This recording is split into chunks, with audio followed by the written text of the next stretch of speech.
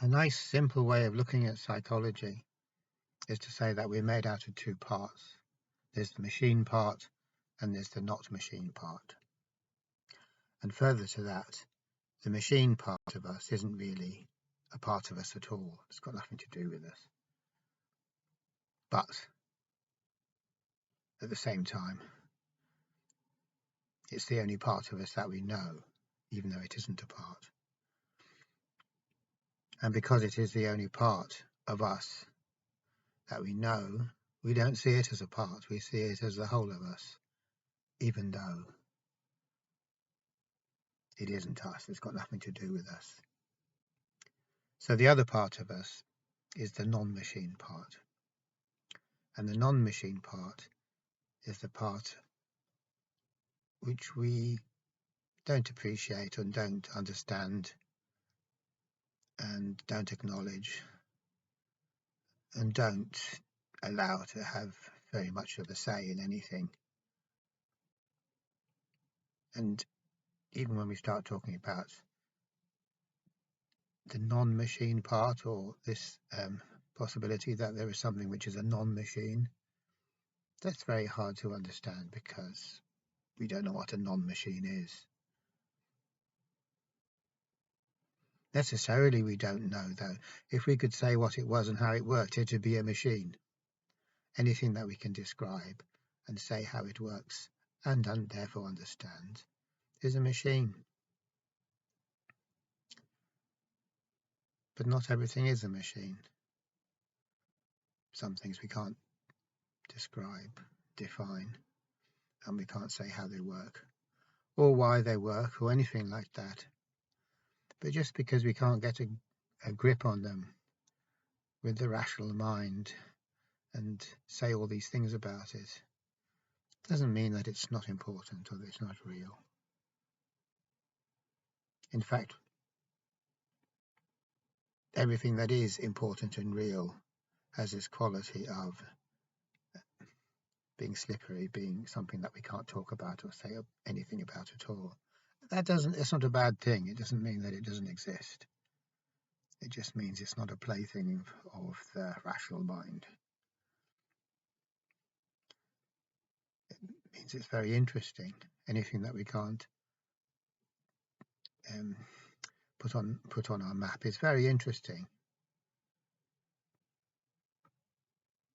We could, of course, say, well, it's not really that interesting because there's no such thing as a non-machine.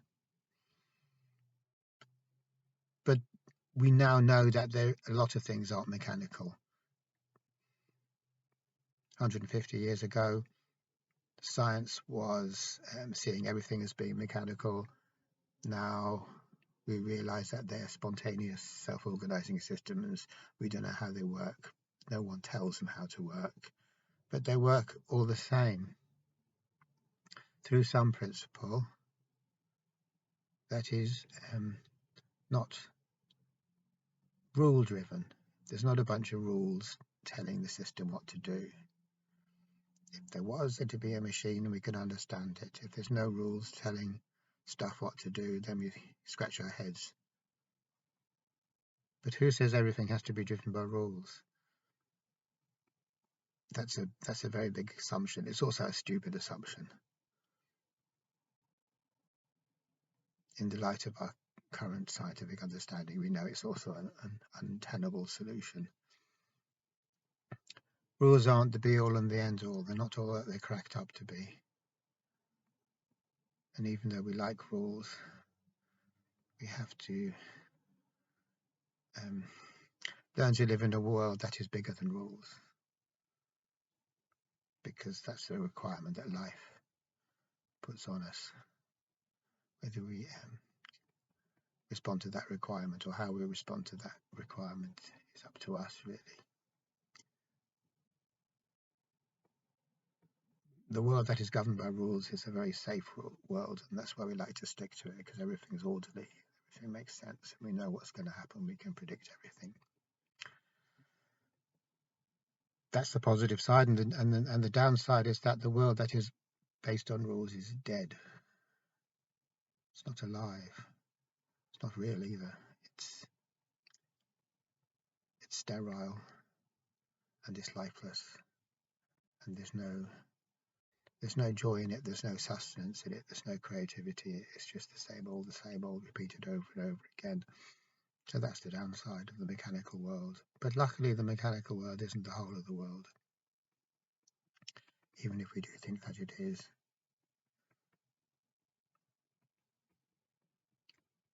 So it's handy to talk about us being made up of two parts, even if we're not on very familiar terms with the non-mechanical part.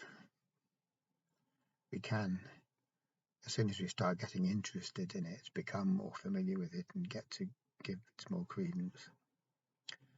The part of us that we do know is pure machine. It's a machine through and through. So we can say that the part of us that we do know and are familiar with and we lavish all our attention on is the identity, the self-concept,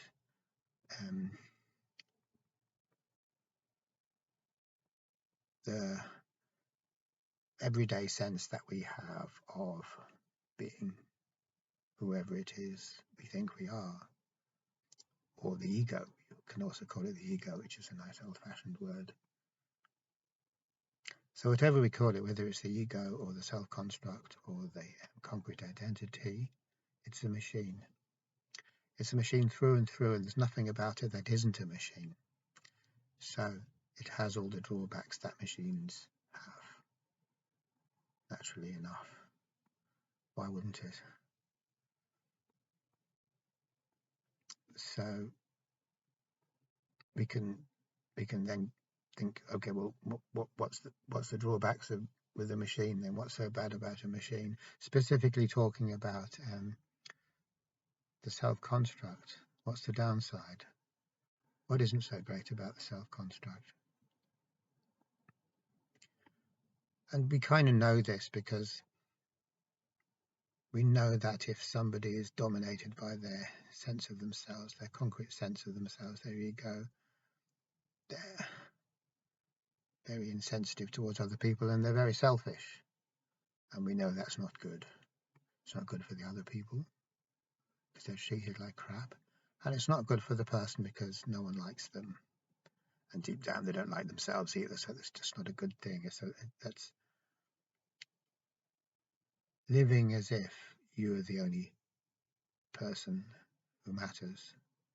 It's not a good way to live life because you cut yourself off from where life actually is, which isn't in the ego. So that's easy to understand. We could also say that a drawback in the self-concept, since it is a machine, is that it always has to have a program. It can't do anything of itself. It needs a program. It needs a set of instructions, and it can go and do whatever it is. So the self-concept is always looking for more and more helpful programs, and its idea of getting somewhere in life essentially involves having the very best angles, having the very best algorithms, having the very best how-to. And so that's why we can say that this is reflected in all the stuff in the virtual world of the internet. It's full of things telling us, do this if you have that, do this if you have the other, as if that is even remotely meaningful. And it is meaningful to the self-concept, because the self-concept imagines that's the whole golden grail. The reason it's not getting anywhere or not getting where it wants to be is because it hasn't got the right methods, it hasn't got the right program. So the right program's out there somewhere. So that's a state of heteronomy. There's no autonomy in the self-construct at all. It can't do anything for itself because it has no spontaneity. It's always copying what it sees around it. So that's a bit of a drawback. It makes the self-concept ludicrously clumsy and foolish and helpless and gullible. So none of those are good things, really. And we can see this very, very clearly once we start tuning into it. So supposing there's, I don't know, suppose that there's a class going on, and in the class the teacher is saying something about just something to do with the fact that what helps is to be autonomous, to do things off your own bat, and not be listening to anyone else and taking their advice. So that's a perfectly good thing to say. It's a good kind of idea. So then what happens? We're listening to this, and we're listening to this thing that says, okay, yeah, you should not be listening to other people. You shouldn't be taking instructions. You shouldn't be influenced. You should think it out for yourself. You should be autonomous. So then we say, great. And then the next question is, how do I be autonomous? What do I do? And the reason I'm going into that little made up story is because it just illustrates how that even when we're presented with the fact that autonomy is what mental health is made up about, we still want to have a program. We still want to have someone to tell us how to be autonomous. Because even though we get it intellectually, we don't really get it. So that's a very lame situation. It's like the scene in The Life of Brian, where the guy who isn't Jesus, but everyone thinks he's the Messiah anyway, and that they're all big crowds are gathering around him, and he gets really, really fed up because they want him to tell him everything, tell him what to do, tell them what to do. And so in the end, he just says, "Oh, well, you just piss off." And all the crowd reply as one, full of adulation for him, and because he's coming out with this great thing, saying, "Oh Lord, tell us, how will we piss off?" So that illustrates pure heteronomy at its worst. There's nothing inside us at all. So this doesn't just emerge in a religious sense in people that want to be told how to understand the world and what they have to do in life, even though that's a very good example of heteronomy. It also happens in mental health. So in mental health, we go and see people and we say to them, "Tell me what to do."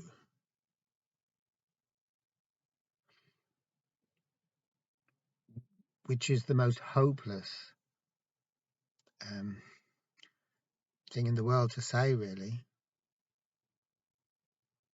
Hopeless because it's not going to work, and hopeless because it demonstrates very clearly that we're coming from a mechanical or heteronomous position. And it's understandable how we would be looking for help from outside of ourselves, because we've been disenfranchised very thoroughly, because we're living in a mechanical heteronomous society. So it's understandable we're going to say that. We can't say that anyone's a fool or an idiot for saying that. Of course, we're going to say that. But what's more remarkable is the fact that we have a whole technology, a whole system, a whole educational system, a whole healthcare system that is based on reinforcing heteronomy in this way and telling people what to do when they are suffering from mental health crisis or in the midst of a mental health crisis of some sort. So then we're feeling really, really bad, and we have to go for help for it. We can't just ask anyone we meet, what should I do, or ask our partner or our friends or anyone else, because they don't know. They haven't got a clue what we should do. So we go and ask an educated person, a professional. But that doesn't make it any better. That doesn't make us any less heteronomous. The machine part of us wants to know what to do so it can be fixed. It hasn't got a clue itself, because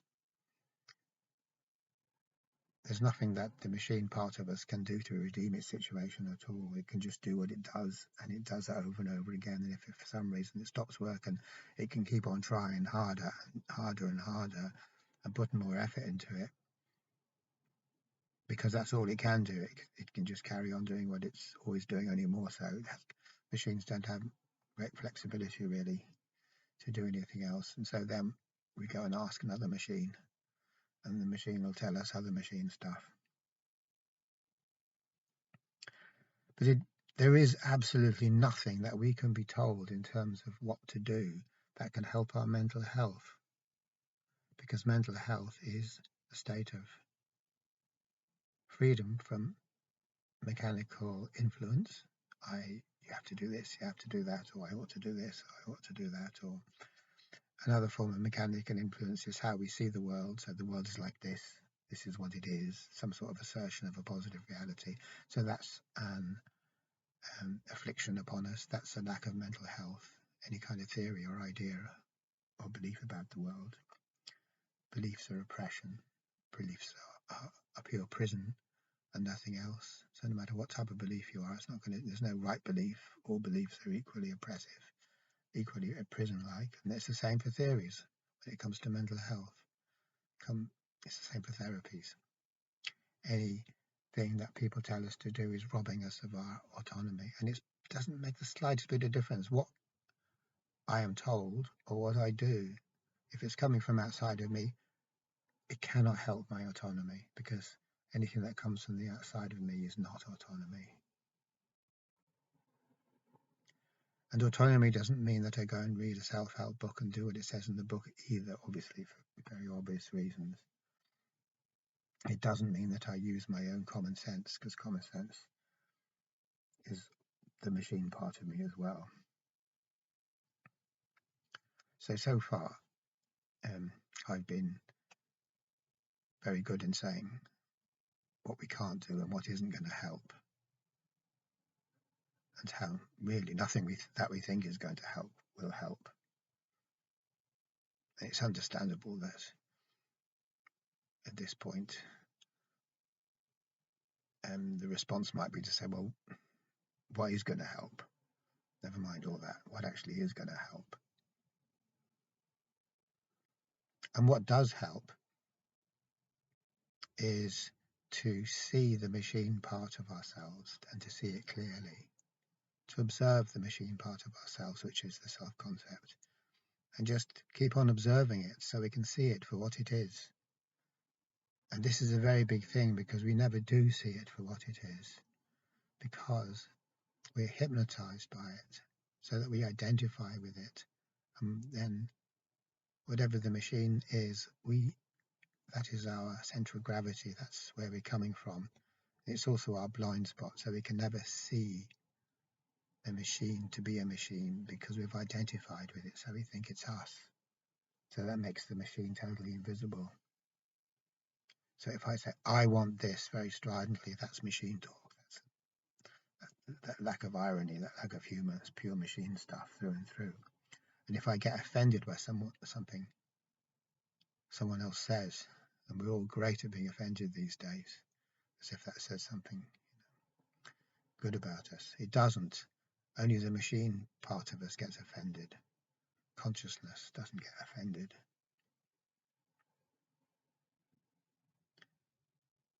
If someone says something and I get angry because that's not right, that's the machine, that's machine talk. But if it happens to me that I'm insulted in some way, or someone says something that conflicts with my so-called value system, or my beliefs or something like that, and I get very angry, I don't experience that as the machine being machine-like and asserting its machine-like quality. Because I'm too much identified, I see that as being me protesting justly and righteously and rightfully. And that is my blindness, because I'm so identified with the machine. So being identified with the machine is the furthest away from seeing the machine we can ever be. All we can ever do in that case is act out the machine, which is the default thing. But then if we start to realize that the machine is pretty screwed up and is doing some crappy type stuff, then we actually repress the machine. But that's no good either. Repression is no better than acting out. And if I try to repress the machine, which is denying the ego or denying that cruder part of ourselves, that doesn't work, because all I'm doing then is developing a machine to repress the machine. And it's a messed up situation, really. And the other way of looking at that, or the other variation on that, is to say that what I could do is try and fix the machine. So then I'm thinking, oh, the machine's wrong, it's broken, it's doing all these bad stuff. It's not my fault. It's I might say maybe it's an illness. It needs to be cured. It's a natural illness. It's not my fault. I need therapy. I need help. But the point is that we can't ever fix the machine self, because it's always going to be a machine. It might be a machine that behaves more appropriately, but it's still a machine. And so the root cause of our suffering is in the mechanical nature of the machine, because we think we are that machine. And so we're limiting ourselves to a totally mechanical existence, where our only expression of who we are comes in the form of what the machine compels us to say we are, which is a truly horrific situation. The only version of ourselves we can ever be is the machine's version of ourselves, which is not ourselves. So we can't fix the machine, because no matter what we do to a machine, it's always going to be a machine. You can't fix the machine to be a non-machine. So any type fixing behavior is not going to work. But then coming back to what I was saying is a helpful thing, which is to observe the machine. Now, observing the machine is helpful. It's really, really helpful, because when we observe the machine, we see that it is a machine. And furthermore, we see that we are not the machine. It's not me. It's not who I am. It's a part of me that's a very big part. It almost seems like all of me, but it isn't me.